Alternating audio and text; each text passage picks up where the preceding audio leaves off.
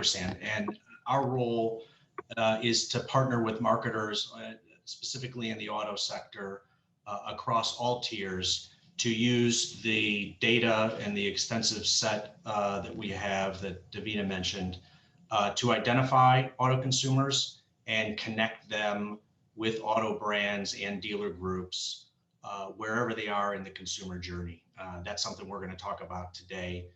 Kimberly's got a lot of interesting ideas on how we approach the consumer journey. And so we want to jump into it and hear from Kimberly. As I'm sure you all know, but I'll introduce nonetheless. Kimberly is the Senior Vice President and CMO of Volkswagen of America. And so we're here to talk about the dynamic impact that she's having on Volkswagen in a fairly short amount of time. And all of it in the context of where we are currently in the state of marketing, and then how she's approaching the next 10 years for this automaker. So I will begin. Kimberly, welcome. Thank you for joining us. Yeah, great to be with you, Marty, and thanks to Brand Innovators for hosting. It's exciting stuff. Yes, it absolutely is, and I love this topic. It's particularly appropriate given, I think, what folks will learn if they don't already know about your approach, which is refreshing and innovative, and how you're applying that to Volkswagen. So we wanted to start, I think, with sort of level setting on where the industry is right now, both the automotive industry and in particular marketing, and then as a corollary, the media industry, and what that says about the consumer, about how you go to market, and then what it tells us about the future. Yeah, I mean, I think it goes without saying, it's such an exciting time. I think the last 12 to 18 months, depending on where you are with COVID and everything that's gone on, everything in marketing, I think, has really changed, right? How we identify our messages, how we go to market differently, how we talk to customers, where we show up and how we show up. The whole retail experience has obviously been transformed practically overnight.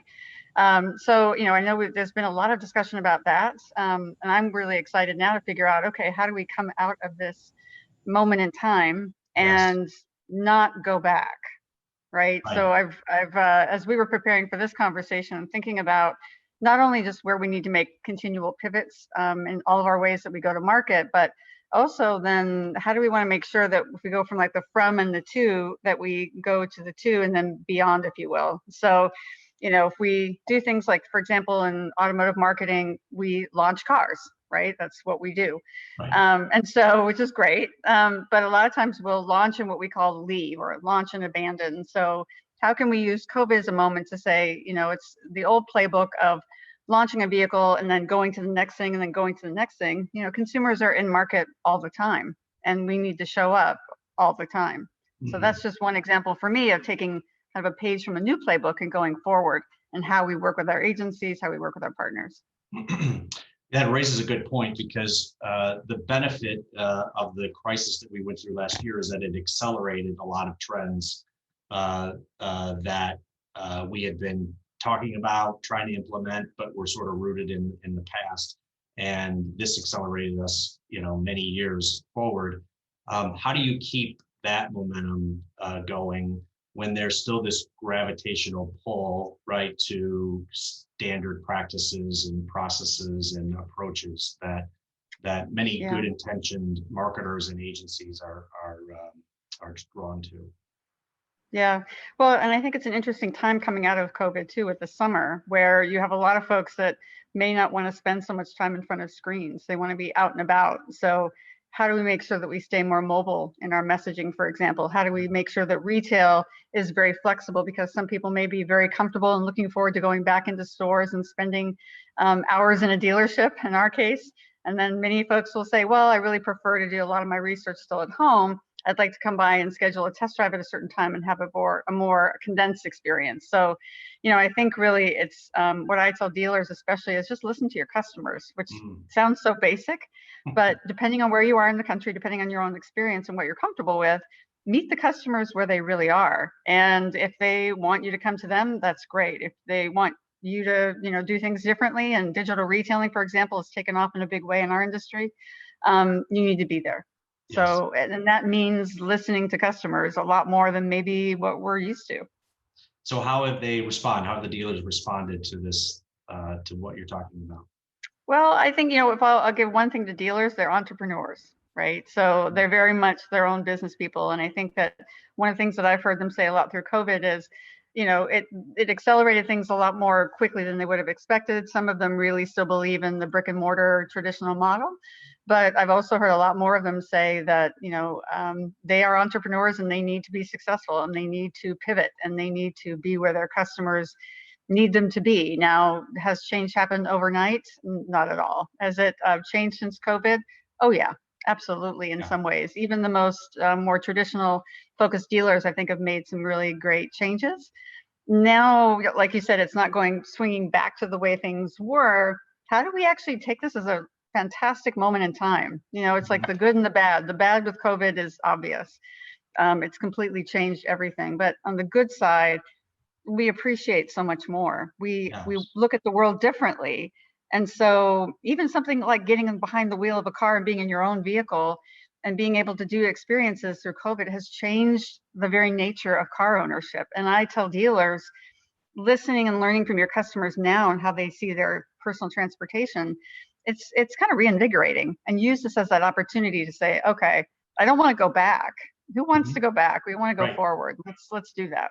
I think that's exactly right. And if there are any who do want to go back, this kind of thing tends to weed those things out, because, as you say, consumers have a lot more control, a lot more choices in how to buy a car and how to consume media. And I think our industries have parallel paths in terms of listening to those consumers, and, as you said, meeting them where they are.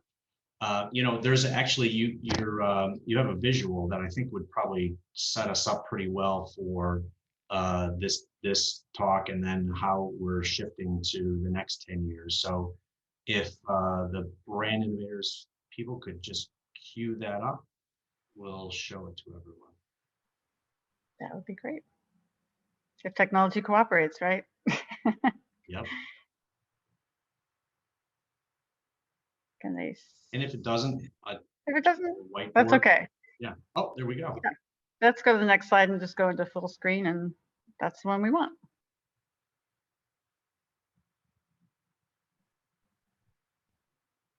Okay, so talk about this. Yeah. And again, I mean, everyone on the line here knows these things all too well, but this is something that now, in terms of talking to dealers and talking to our agency folks, we just want to make sure that we level set. And we know 2020 accelerated so much change in terms of the customer, in terms of how we go to market. Attention span, as we've all known for the last 12 to 18 months, it's really ebbed and flowed. I think, we've been glued to our digital screens in so many ways. So attention, and more importantly for our industry, intention, I think is something that we have to be very diverse in our thinking. In other words, what I mean by that is, it's not going to be a 30-second spot or a 15 or a 6, or even a social media scroll as a one-size-fits-all. So rather than saying, here's my message and how do I make sure I reach everybody in every channel, think through a journey more about how to be helpful to people and where to show up. And then what's the right cadence for the right message given where they are in that journey? Are they just starting versus if they are closer to purchase? Media obviously never been more fragmented. So I think it goes without saying that, as more digital media has really taken hold with consumers, both young and old, which is exciting again for auto, I think what we're seeing is a really great opportunity now to, again, go to market in a very different way and really show up for customers.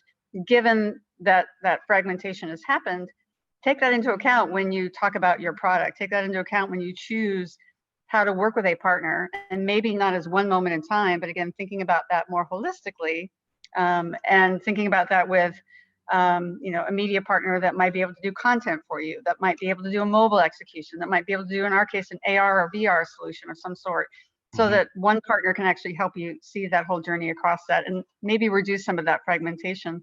And then obviously customers' experiences and their expectations are incredibly high right now. And what they're looking for brands is not just, showing up with a message, but actually helping them to make it easier. And especially now with us being able to get out a little bit more and enjoy the summer, hopefully, knock on wood, a little bit more than certainly last year. What does that really look like for customers in terms of meeting them and meeting their needs where they're at? So, and then finally, with e-commerce and how do we build more fluid and seamless solutions? This is where I think we've got the most room to really grow. And I don't mean that just in terms of our case of digital retailing or advertising, but really across every touch point of the customer experience. Yeah, tell us more about that, because it is I think there's one of the things you're speaking to is a building the relationship with customers, or taking the approach that media and advertising is part of that relationship that they have with Volkswagen, right? No, absolutely. And that is a direct connection to their relationship with the brand in digital research, whether it's on your platform or in endemic sites, or their conversations with dealers. And so how do you approach those things as a holistic piece of holistic platform for that relationship, and make sure that it's the right combination of interaction, not too little, and then of course not too much? Yeah, no, that's a great point. If we go to the next slide, you'll see a customer journey, kind of a visual here that talks through all those key touch points. I think if we can just push that through one more slide, that'd be great. Awesome. So again, this won't be new to marketers on the line. We've all gone through plenty of customer journey, mapping exercises to try to figure out what that journey needs to look like for our individual customer needs. But one of the things that we started to look through is not only how do we make sure we have all of our bases covered, but we literally take a customer as if we were mystery shopping. We talk about mystery shopping as maybe for us going to a dealership and understanding that experience, but really mystery shopping from the very beginning. So what are those first few questions in search, for example, that people will ask about? What is it that they want to know in terms of understanding what their options are, what they can afford? What sorts of channels would make the most sense to show up across different steps from left to right? And again, it's not linear, it's just more of an example, but how do we really make sure that with each and every partner that we meet with and we talk to, that we show them this as this is how we want your ideas to be shared with us, how we want you to pitch thoughts around showing up and being there and having conversations with consumers and interactions with consumers, not just moments in time where we show up and have a message and say something, but they're not connected, right? And a journey, unlike the funnel, I know we've talked about this a little bit in our briefing call, and I've talked a lot about this, as people know, over the years. The old school funnel has had its place, and it's one of those things that will probably be around for many more dozens of hundreds of years, as long as it's been around since the 1800s. But I think one of the things that when you do that funnel thinking, right, is it doesn't really lead to a seamless kind of a approach going step by step for a customer in a moment in time, right? Like the journey does. So Marty, you're looking at buying a vehicle. What do those signals start to look like early on? Looks like you're looking for an SUV, looks like you're looking for a third row, looks like that you've got certain things that you're all-wheel drive potentially, or what your particular needs are. And so we want to follow that through, right, with different partners. And I use that in part of the briefing process, like I said, with our agency PhD, to go to market and say, every idea we get, whether it's from Facebook or Google or Amazon or NBCU or across the board, right? We would love for you to think that through in the context of how to think about what you can offer. So not just at spots and dots for advertising, but what are real experiences that you can see your consumers that follow your channels, what would they like to see? How do they want us to show up? And if you go to the next slide, as where we're kind of thinking that through, this is what we did for ID4 over the past couple of months. We literally took our partner agencies through and our potential partners through this exercise of where do they fit in? How do they make sure that they can help us with those moments in time? And then we kind of litmus tested this against. So does this really meet the needs of a customer in terms of really shopping from each and every step of that process, and do we make it easy? In other words, does it feel like a dynamic journey where no matter where you are, you're getting your questions answered, you're getting the help that you need, right? The information is there for you, and we make it easy. We remove some of those friction points along the way. And then when we put all the partners against it, you can see here how that kind of mapped out in the end in terms of making sure we have all those different steps covered. Yeah, and looking at this, when you showed it to me, one of the things I was struck by is that it certainly paints the picture, as in the previous slide, that the consumer journey is not linear in the least, right? Let alone a funnel, right? I mean, you had a saying, nobody wants to be put in a funnel, which is brilliant, right? Because you're right, that doesn't paint a good picture, and it's not accurate, right? Consumers come in and out of the marketplace. Their journey is at varying lengths depending on their situation and their likes. And we know that loyalty is whereas maybe at all-time high in certain sectors, the nature of the digital universe providing access to information and research and touch points creates a lot of opportunity for switching brands. One thing I found interesting in this is that you're not only following that journey through a stage, but also plugging in media partners at various places, not just where their sort of corner of the world is defined at, whereas, broadcast network, cable, upper funnel, and shopper, final search, endemic at a lower funnel. You're plugging in throughout. Tell us a little bit about that.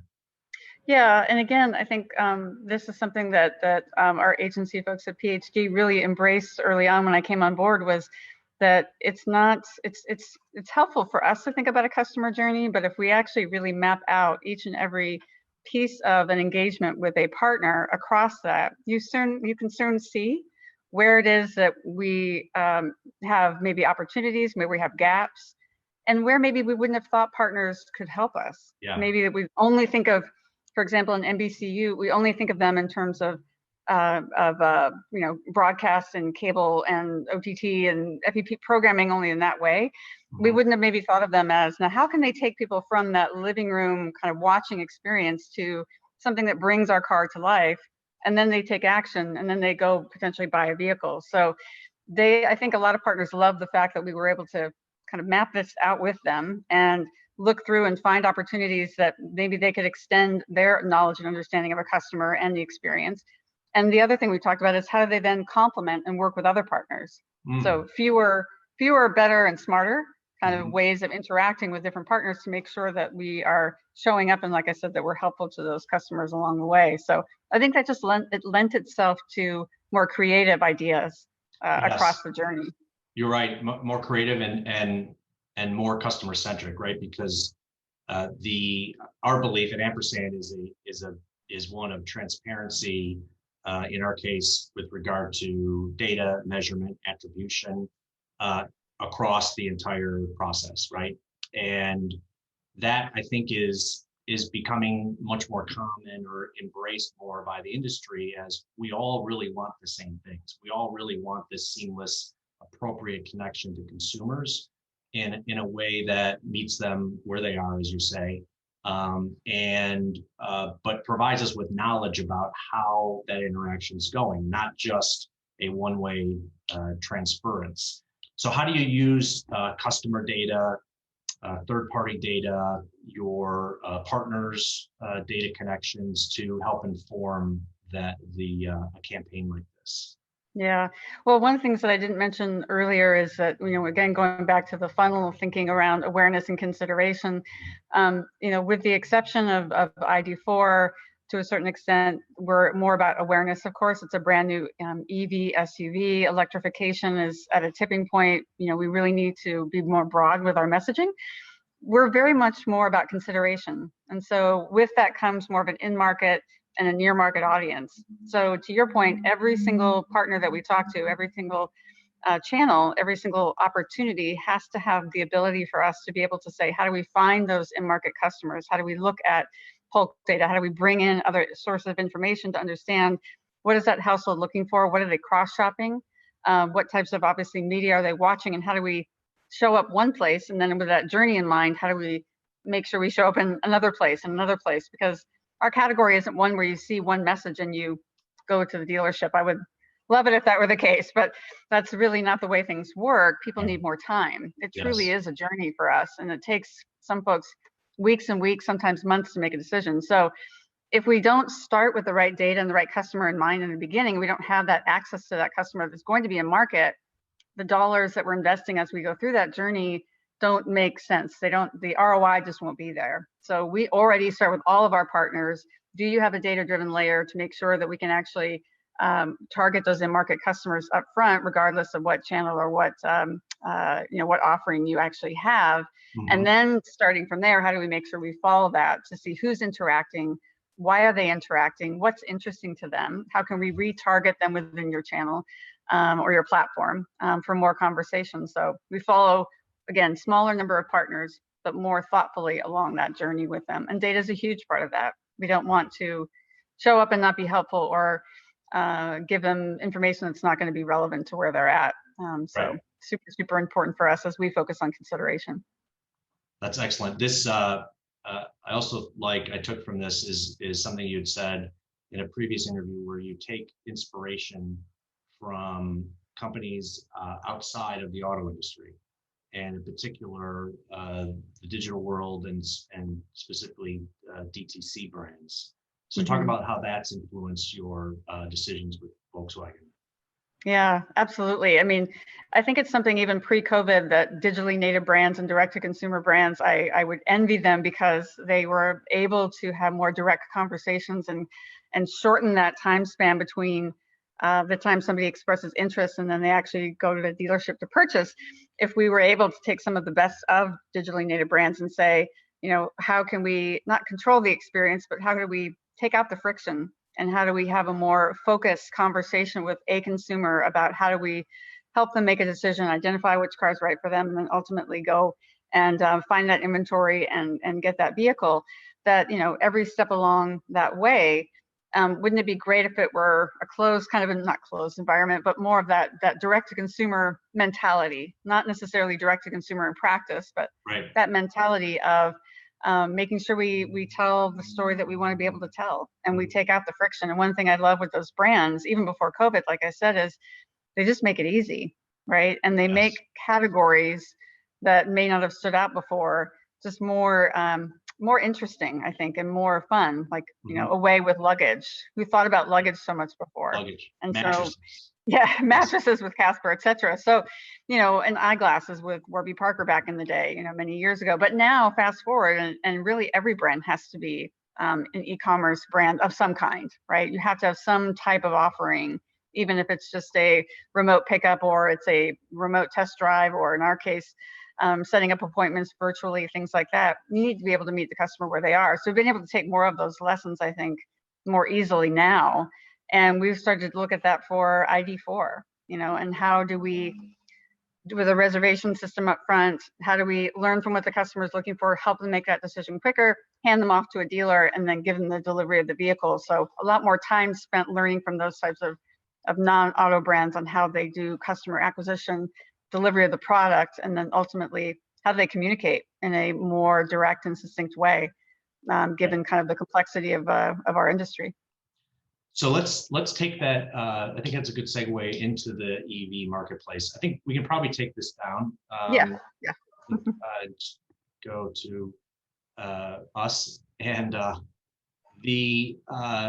couple things you said I thought were interesting. One is that the approach of the campaign is one of an EV, an electric vehicle for people, right? That up until now, EVs, whether intentional or just by nature of cost, have been sort of marketed to millionaires, right? And so the Volkswagen is taking the approach that before it can change the world, right? Before it can do great things for the environment and change mobility, it's got to change your world. So how have you approached that is one question I have. And then a follow-up to that would be, how do you identify and market consumers for a segment that's still nascent, right? That you're a part of growing in essence. Yeah. Well, I mean, I think the first question really is, you know, how do we show up in a way where consumers will feel like it's relevant to them? With EV, like you said before, particularly with Tesla and other makes that felt like maybe it was out of reach or was only for the select few, you know, so the Silicon Valley mentality where that started. Obviously now it's diversified and lots more people drive those vehicles. But what I hear is like, oh, that's for someone else. EVs wouldn't be for me. So that message of, before it can really change the greater kind of picture, it's got to be relevant to you. By definition, then we have to know those audiences better. And so how we've approached it is people that are already EV established as one segment. So those folks that have already maybe had an EV or had a PHEV before, people that are going to be EV primed. So they're ready, but they weren't ready necessarily for, or there wasn't a vehicle, I should say, that was right for them. So for whatever reason, Tesla wasn't meeting their needs, but they still are very much ready and willing to buy an EV. And then EV open. So people that are like, well, okay, you know, maybe not quite yet, but I'm interested and I'd like to learn more. And so between established, primed, and open is really how we looked at changing your world, depending on where you are and how much information you're going to need. Is it more SUV? And this is a real car for real people with families that have commutes, that may not know much about infrastructure and charging. So we start with really what's your vehicle needs first and foremost. And I hate to say it, but this is really positioned as a car for everyone. It's a regular car. It's an SUV body style. It's very, very versatile. It's very intelligent. It's got features in it that you can talk to it, like, hello ID, I'm cold, and it will turn on heat for you. So it's meant to be intuitive and fun. It's meant to be approachable, which I think Volkswagen as a brand is really all about. So I think, again, much like the journey thinking the way it's got to change your world first, really encourages us as leaders in the industry to think, how do I make something relevant to you as an individual? And then how do I ladder that up to something bigger and better, which we all know will happen as electrification continues to really just grow and, you know, take hold. So how's the response been? You've launched it this year and it's a lot of investment behind it. And as we saw, a very interesting approach to the campaign. What are you seeing so far?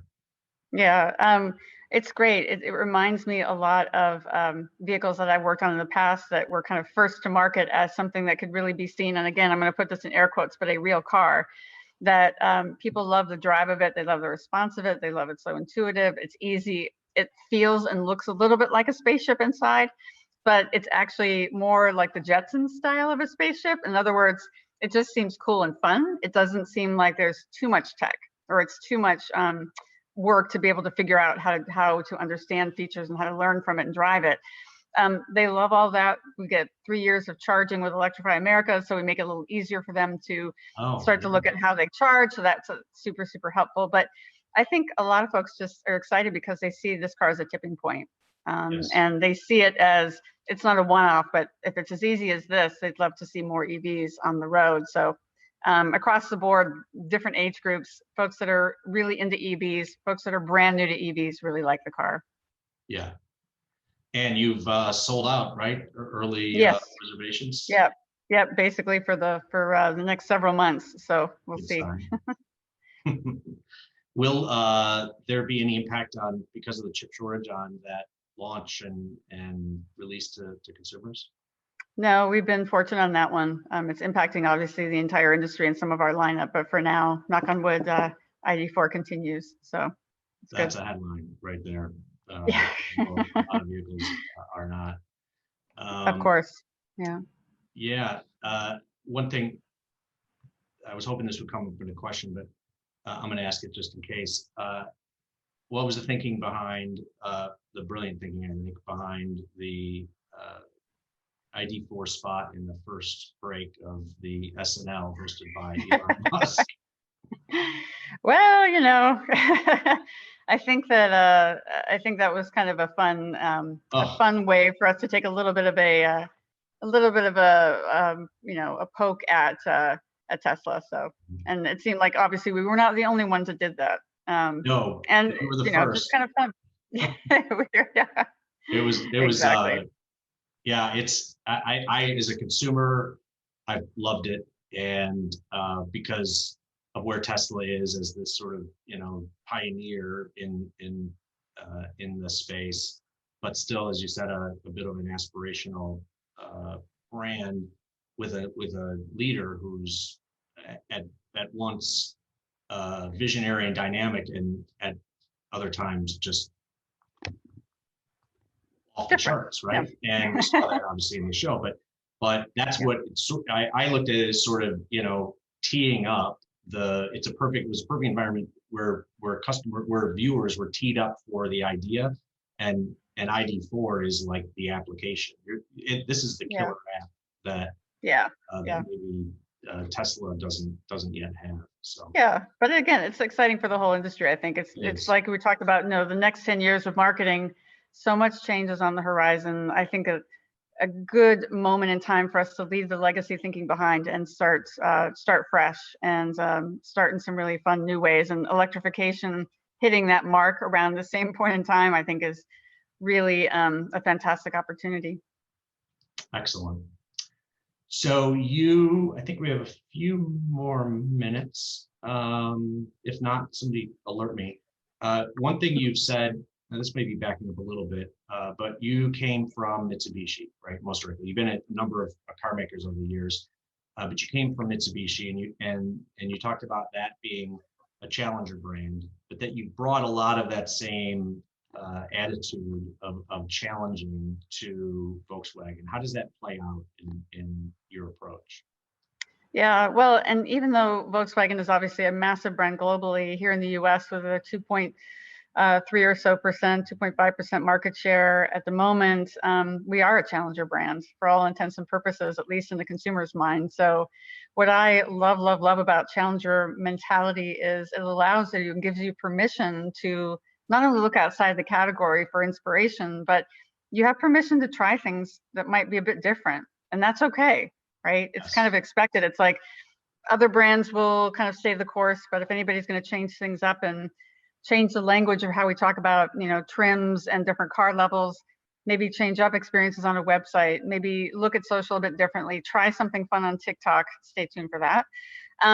Differently, it would hopefully be Volkswagen. So I think it allows you a creative canvas to work with as a challenger, because by definition, you should be challenging norms and challenging some legacy thinking. So talk about the next 10 years and what we can look forward to. So it's fun to be part of a challenger brand in that regard.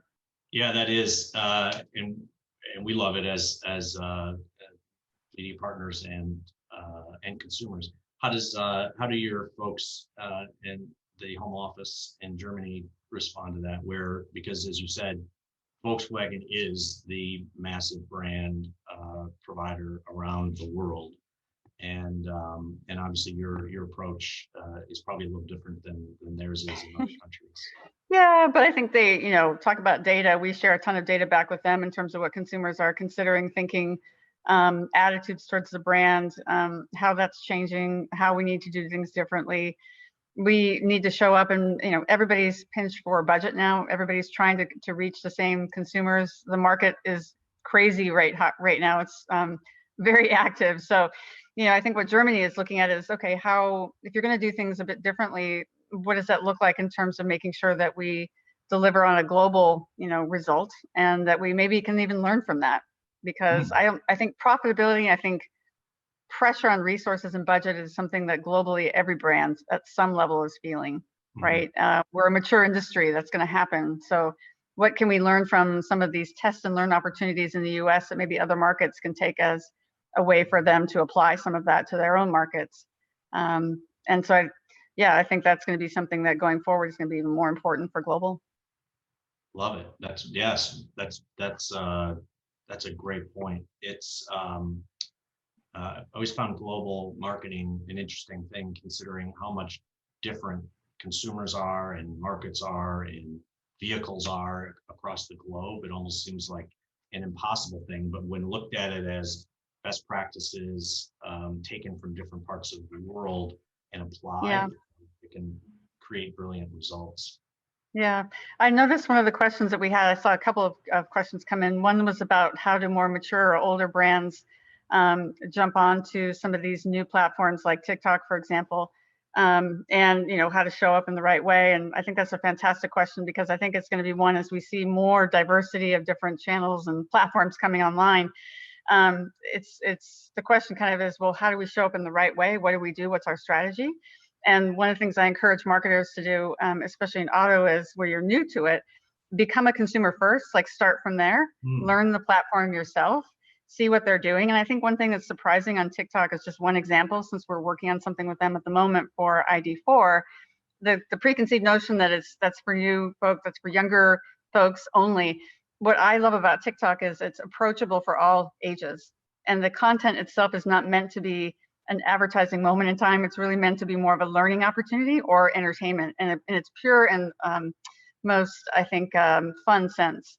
So spend time on the platform yourself, be a consumer, go through a little bit of that journey, and then you learn too, okay, now I found you on TikTok, where do I go from there? And do you make sure that that same, if it's a fun, interesting way to present content or a message, how do you carry that forward? So if that customer goes to your website, or if they get a message from you later, that it feels like it's coming from the same place, and it's not like, oh, that's only for that channel, and then you kind of go back to more of a traditional way of talking to a consumer. So that's interesting. That sort of gets into the idea of sequential messaging.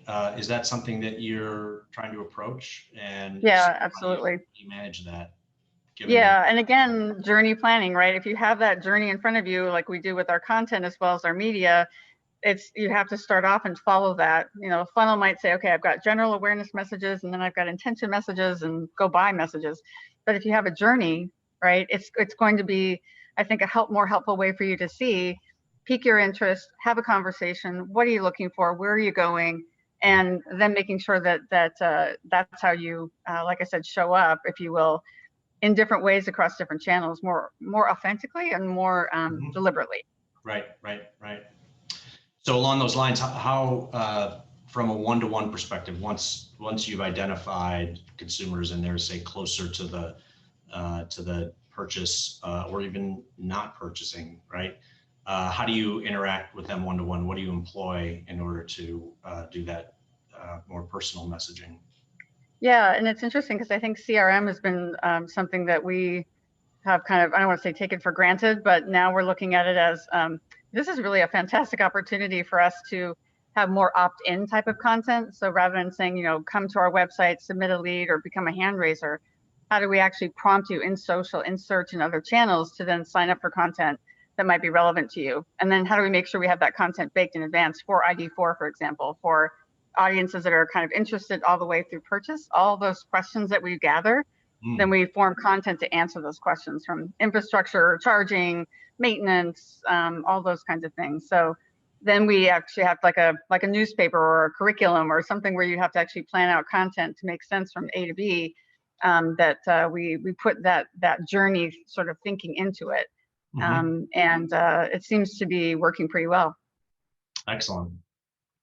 A couple other questions on here. I thought this was interesting. Can you give us an idea of how you've shifted your media channels plan over the last 2 months? I think you've talked about the partners you've worked with. Obviously, we saw visual. What have you changed, without necessarily calling out anyone, but what have you changed versus how things were done prior to your joining? Yeah, I mean, I think what I'm trying to figure out now is we pivot more and we try to figure out not just a big launch, but how do we sustain over time, is briefing more one-on-one with partners, where we're giving them more insights into our thinking, not only just for the launch of the car, but then beyond that. And so when they come up with ideas, we want ideas to pique people's interest initially, but then how do you help us sustain that, and how do you help us create that longer term relationship with that customer in your channel or in your platform? So that's one way to think about it. Less RFP kind of back and forth with proposals, spending so much time there, as more, let's just make sure that we nail the message, we nail the timing, we nail the customer, and we talk through what a journey would look like with your platform, right? How do you maybe help us to connect those dots better? Right. So the one-dimensional media partner is less less useful than those that plug in at various stages and can apply. Yeah, and I think too, if you offer one thing in particular, it's not a bad thing. But the other thing I work with PhD on is then how do we create a smaller kind of a coalition of partners whose capabilities play off each other. Yes, right. Makes sense. Yeah. Well, looks like Davina's back in, so our time is up. I guess so. This has been a lovely conversation. We really appreciate it. It's been nice chatting with you over the last several weeks, and I want to say as a small piece of this automotive industry, we're thrilled that you're doing what you're doing at Volkswagen, and both for Volkswagen and for the industry. So thank you very much, and thanks for the time today. Yeah, absolutely. Thank you. Great session, you guys. Thanks so much. I love the simplicity, Kimberly, of your dealer conversations around just meet the customers where they really are, essentially where they are in the journey, and it's no longer a funnel. I did look up just a fun fact, just in the theme of 10 years back and 10 years forward. 10 years ago, you talked about the D2C brands, right? 10 years ago, who'd have thought we would have been buying mattresses or meals or orthodontics online? But a fun fact, 1 million units sold of electric vehicles 10 years ago, and today it's around 10 million. And I'm sure we expect that to be exponentially more as we go forward. So thanks for keeping relevant. So with that, I don't think we have any more questions. So I think now I'm going to introduce the next speaker. So thanks, Kimberly. Good to see you. And